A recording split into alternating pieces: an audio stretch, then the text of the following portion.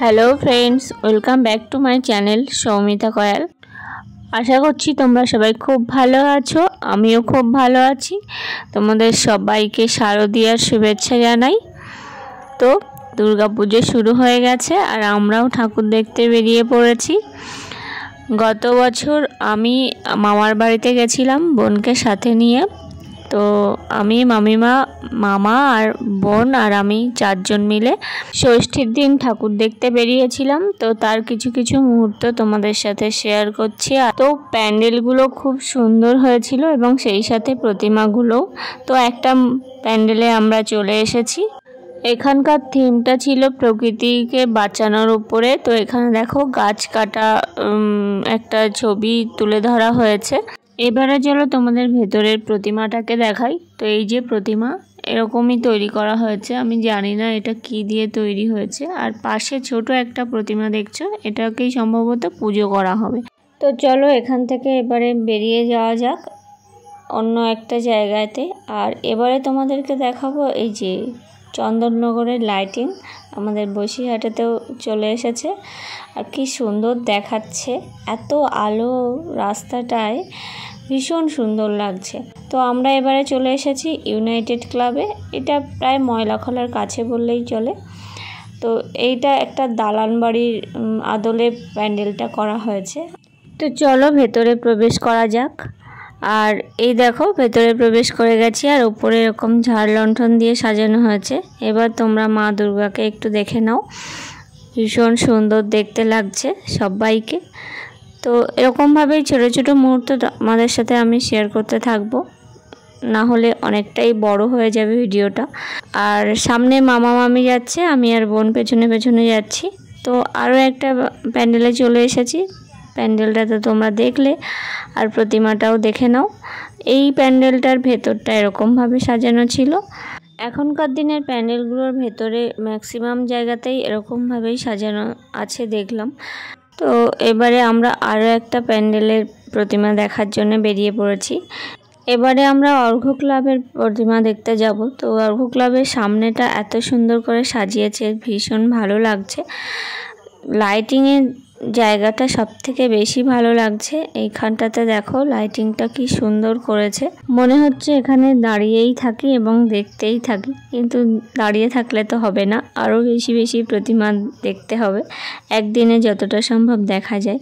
তো আমরা অর্ঘ্য ক্লাবের প্যান্ডেলটা দেখে নিলাম, এবার প্যান্ডেলের প্রতিমাটা দেখে নিচ্ছি। আর এর ভেতরে যে সোলার নিখুঁত কাজকর্ম, সেটা একবার তোমরা দেখো, কি সুন্দর করে করেছে। জানি না এটা তৈরি করতে কতদিন লেগেছে। চারদিকটা শুধু সোলার কারুকার্য দিয়ে ভর্তি করা। তো এটাও বেশ ভালো লেগেছে। এখানে দেখছি প্রত্যেকটা ক্লাবের সামনে এরকম আলোর সজ্জা করা আছে। তো এবারে আমরা অমর সংঘে চলে এসেছি। তো চলো ভেতরে গিয়ে প্রতিমাটা দেখে আসি। তো এই যে অমর সংঘের প্রতিমা দেখা হয়ে গেল। এবারে আমরা চলে এসেছি টাউন হলের কাছে, বসিরহাট সবুজ সঙ্গে। এই প্যান্ডেলটা দেখো, দুর্দান্ত দেখতে লাগছে, ভীষণ সুন্দর লেগেছে। আর এখানে বাচ্চাদের খেলাধুলা করার জন্যেও কিছু সরঞ্জাম রাখা আছে। আর ভেতরটা দেখো এরকম ঝাড়বাতি দিয়ে সাজানো। আর এই যে প্রতিমার সাজসজ্জা থেকে চোখ সরানোই যাচ্ছে না, চূড়াগুলো কি বড় বড়। আর এখানে দেখো এদের যাবতীয় যা কিছু পুরস্কার প্রাপ্ত হয়েছে তা সব এখানে সাজানো আছে। তো অনেক রকমের পুরস্কার দেখলাম। তো তারপর আমরা প্যান্ডেলের বাইরে বেরিয়ে এসে কিছু খাওয়ার জন্য দোকান খুঁজছিলাম। এখানে অনেক দোকান বসেছে। তো অবশেষে আমরা পাপড়ি চাট খেয়েছিলাম, বোন 1 প্লেট, আমি 1 প্লেট, মামা আর মামিমা খাইনি। তো খাওয়া দাওয়া শেষ করে আমরা রামকৃষ্ণ সংঘে চলে এসেছি। এবার রামকৃষ্ণ সংঘের ভেতরটা তোমাদের সঙ্গে শেয়ার করছি এবং সেই সাথে প্রতিমাটাকেও তোমরা একটু দেখে নাও। এখানের প্রতিমাটাও সুন্দর হয়েছে। তো তারপর আমরা চলে এলাম আরও একটা ক্লাবে, কিশলয় সংঘে। এখানকার প্যান্ডেলের থিমটা অন্যরকম একটু সবার থেকে দেখলাম। এখানে থিমটা বাংলার শিল্পের উপর ভিত্তি করে তৈরি করা হয়েছে। প্যান্ডেলের চারধার জুড়ে বিভিন্ন শৈল্পিক কাজকর্ম দেখা যাচ্ছে। 54তম বর্ষে কিশলয় সংঘের ভাবনা বেঁচে থাক বাংলার শিল্প। তো প্যান্ডেলের কাজকর্ম এবং লাইটিং এর উপর নির্ভর করে প্যান্ডেলটা একটা অন্য রকম মাত্রা নিয়েছে। অবশেষে আমরা প্যান্ডেলের ভেতরে ঢুকে পড়েছি, আর প্যান্ডেলের ভেতরেও অনেক রকমের শৈল্পিক কাজকর্ম দেখা যাচ্ছে। প্যান্ডেলের ভেতরে একটা আলো আঁধারি পরিবেশ তৈরি করা হয়েছে। তো যাই হোক, এবার তোমরা একটু প্রতিমা দর্শন করে নাও। প্রতিমাটাও বেশ অন্যরকম হয়েছে। এতক্ষণ ধরে সব প্যান্ডেলেই আমরা লাইন ছাড়াই ঢুকে গেছিলাম, তো এবারে যে প্যান্ডেলে যাচ্ছি সেখানে দেখি লাইন প্রচুর। এই প্যান্ডেলটার বিশেষত্ব আছে হয়তো কিছু। তো আমরা প্রগতি সংঘ ক্লাবে চলে এসেছি, আর এখানে একটা স্টেজও তৈরি করা আছে, এখানে হয়তো কোনো অনুষ্ঠান হবে। তো এই দেখো আমরা ভেতরে চলে এসেছি, আর এখানে বিভিন্ন রকমের কারুকার্য দেখছি। মূলত বাঁশের কারুকার্যটা বেশি দেখতে পাচ্ছি। তো এবারে বাইরেটা তোমাদেরকে একটু ভালো করে দেখিয়ে দিই, তারপর আমরা ভেতরে প্রবেশ করব। আর এই ক্লাবটাতে অনেকটাই ভিড় আছে। রাত বাড়ার সাথে সাথে লোকজনও বেরিয়ে পড়েছে, তো তার জন্যই ভিড়টা হয়েছে সম্ভবত। আর এই দেখো প্যান্ডেলের ভেতরটা ঠিক এরকমভাবে কারুকার্য করা আছে। এবারে চলো আমরা প্রতিমাটা দেখে নিই। এখানে বাঁশের রঙের সাথে মিলিয়ে হয়তো প্রতিমার রঙটা একটু সোনালি রাখা হয়েছে। তো প্রতিমাও ভীষণ সুন্দর লাগছে। আর এখানে পুজো শুরু হয়ে গেছে, আমরা এসে দেখলাম। তারপর আমরা প্যান্ডেল থেকে বেরিয়ে পড়েছি, আর দেখো এখনও কত লোক বাইরে লাইন দিয়ে দাঁড়িয়ে আছে। আবারও নতুন একটা প্যান্ডেল হপিং করার উদ্দেশ্যে আমরা বেরিয়ে পড়েছি। আর এভাবে বেশ হেঁটে হেঁটে ঠাকুর দেখতে বেশ ভালোই লাগছে। তো কাছাকাছি যেহেতু প্যান্ডেলগুলো, সেই জন্যে আমরা গাড়ি ব্যবহার করতে আমাদেরকে হচ্ছে না। তো আরও একটা প্যান্ডেলে আমরা চলে এসেছি। চলো এবার প্যান্ডেলের ভেতরে প্রবেশ করা যাক। এই প্যান্ডেলটার ভেতরটা এত সুন্দর লেগেছে আমার। একটা মেঘ বৃষ্টির একটা থিম হয়তো এরা করেছে, আমি থিমগুলো ঠিক বলতে পারছি না তোমাদেরকে।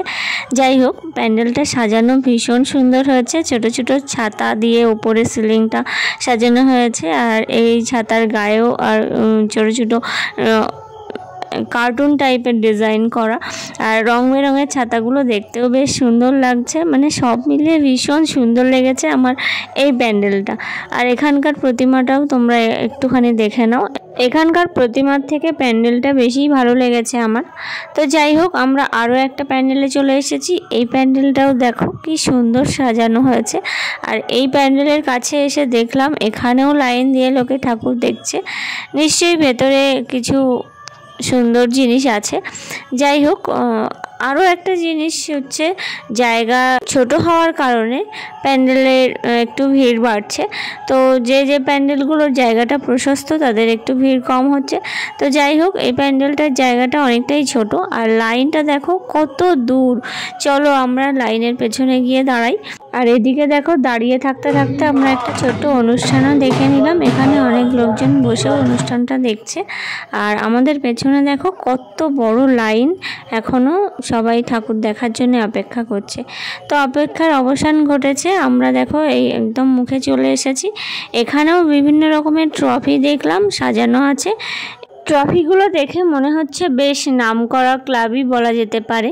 তো চলো এবার প্রতিমা দর্শন করা যাক। এখানে দেখো প্রতিমাটা অন্য রকম লাগছে, আর এই নিচের আলপনাটা দেখো এত সুন্দর হয়েছে। তো তারপর আমরা আবার রাস্তায় নেমে পড়েছি, আর রাস্তার পাশেই আরও একটা প্যান্ডেল দেখে নিলাম এবং তোমাদের সাথেও শেয়ার করছি। এই প্যান্ডেলটা হলো স্মৃতি সংঘের প্যান্ডেল। তো প্যান্ডেলটাতে কোনো আড়ম্বর নেই দেখলাম, তবুও সাধারণের মধ্যে বেশ ভালোই লাগছে। আর আড়ম্বর না থাকলেও ঝাড়বাতিটা আছে দেখছি। তো চলো এবার প্রতিমা দেখা যাক। প্রতিমাটা দেখতে কিন্তু খুব সুন্দর লাগছে। তো চলো এবার অন্য একটা প্যান্ডেলে যাওয়া যাক।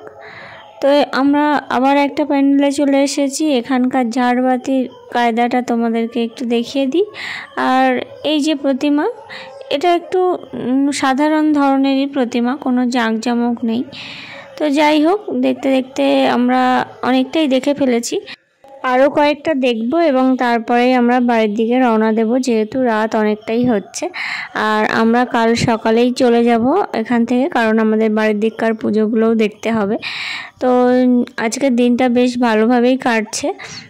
এরকমভাবে দুই বোন একসাথে কোনোদিন পুজোতে বেরোনো হয়নি, বেরোলেও অনেক ছোটোবেলায় হয়তো বেরিয়েছিলাম, ঠিক অতটাও মনে নেই। তো যাই হোক, আমরা আরও একটা প্যান্ডেলের কাছে চলে এসেছি। এই প্যান্ডেলটা দেখো, এই প্যান্ডেলটা বেশ অনেকটাই বড়, আর এই প্যান্ডেলের রঙের সাথে মিলিয়ে প্রতিমারও রং মিলে গেছে। তো যাই হোক, এখানে পুজোর শুরু হচ্ছে। এরপরে আমরা রাস্তা দিয়ে যেতে গিয়ে একটা বাড়ির পুজোও দেখতে পেলাম, তো সেখানেও আমরা একটু ঘুরে গেলাম। এখানে ছোট্ট একটা দুর্গা প্রতিমা রাখা আছে এবং তার নিচে ঠাকুরমা স্বামীজির ছবিও রাখা আছে। তারপরে দেখো একটা কি সুন্দর প্যান্ডেলের কাছে চলে এসেছি, আর এই প্যান্ডেলটা হলো হরিমোহন দালাল স্কুলের মাঠটাতে তৈরি হয়েছে। এটা হয়তো মায়াপুরের আদলে তৈরি করা হয়েছে। তো এখানে সমস্ত জায়গাতে রাধাকৃষ্ণের ছবি এবং তাদের বিভিন্ন লীলাক্ষেত্রের মুহূর্তগুলো ছবি সাজানো আছে। আর এখানকার প্রতিমাটাও দেখো একটু অন্য ধরনের, সবার থেকে আলাদা রকমের প্রতিমা।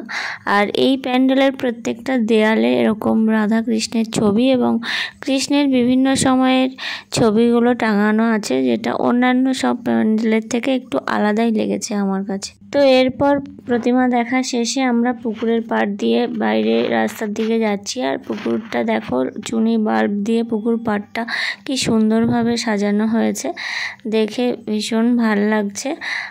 আমাদের আজকের পুজো পরিক্রমা প্রায় শেষের পথে, এবার মামার বাড়ির প্রায় পাশাপাশি চলে এসেছি। তো আর কয়েকটা মাত্র ঠাকুর দেখব আমরা, দেখে তারপর বাড়িতে ঢুকবো, রাতও অনেক হয়েছে।